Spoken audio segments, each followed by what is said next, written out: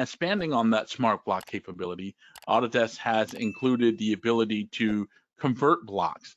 So here we have a bunch of lines and even an additional block that's in place here that represent a computer. But if we look all around in our drawings, you'll see we already have some blocks in place, and some of these were just inserted as individual items. Well, what's really nice about this tool that I'm going to show you is I can do a window around this, and I can just simply type in BCONVERT. Now, there isn't a button yet, and that is something I hope that comes soon, because I think this tool is awesome. So you'll see when I press enter after typing in BCONVERT, or block convert is basically what that stands for, that all of a sudden everything else is faded except for these entities that it's selected here.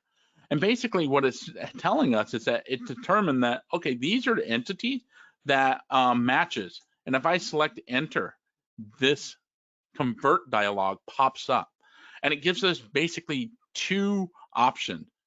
I can convert it using existing blocks by coming up here and choosing a block that I would like to use, or I can come in here and give it a name and create a new block. I can specify perhaps the insertion point. You'll notice that it just defaults to the center of the geometry. So the insertion point will just fall in the middle of everything that's selected. Something I didn't mention about the existing is you'll see down here it has recent block. So if you had access blocks previously, it will list them in here, and I can just go and select from this list as well. So this tool allows for us to convert entities into new blocks, or I'm gonna just go ahead and call the computer 2 because we already have something that's computer in here, but at least you can see what happens when I hit convert. It has now taken these entities and converted them into blocks. Pretty nifty, because when you're looking around and you're trying to find items that maybe you've identified, you say, yeah, those are blocks, I already have them. Well, I can go ahead and convert those into blocks, and it does it in one shot. I don't have to go and copy and paste for every instance that are in there. You'll notice that these guys up here has changed also as a block. This one here, you can see that it hasn't changed. And one of the reasons that it didn't change is that you may have a different line, with a different layer. It could be that there's a gap.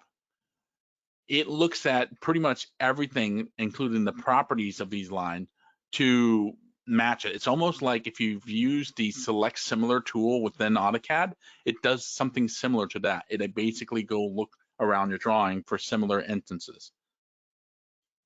Now, that doesn't mean I can't convert this into a block, because I can certainly go and say, you know what, let's take this and use the previous command that I introduced, which is BCONVERT. And now I'm going to go ahead and press enter, and I can come in here, and there's obviously the whole list, but here's the computer 2, and I can say convert that into a block. Now you can see that it's not in the correct orientation, and when you go through this after you converted it, you can actually do a rotate, you can do a move, you can accept what's there. I like it, that I can just do that in one shot if I have to. I'm going to try and let me turn on my object snap so I can find a point that I can rotate. I'm going to just rotate it at 90 degrees, and then I'll just accept it. And now you can see that it's taken away the other item that's there. I might have to move this and put this in the correct spot and what have you, but at least it's taken that one item that wasn't in compliance with, when I previously used the tool, and I was able to convert this using the new block. Pretty nifty that I can do that.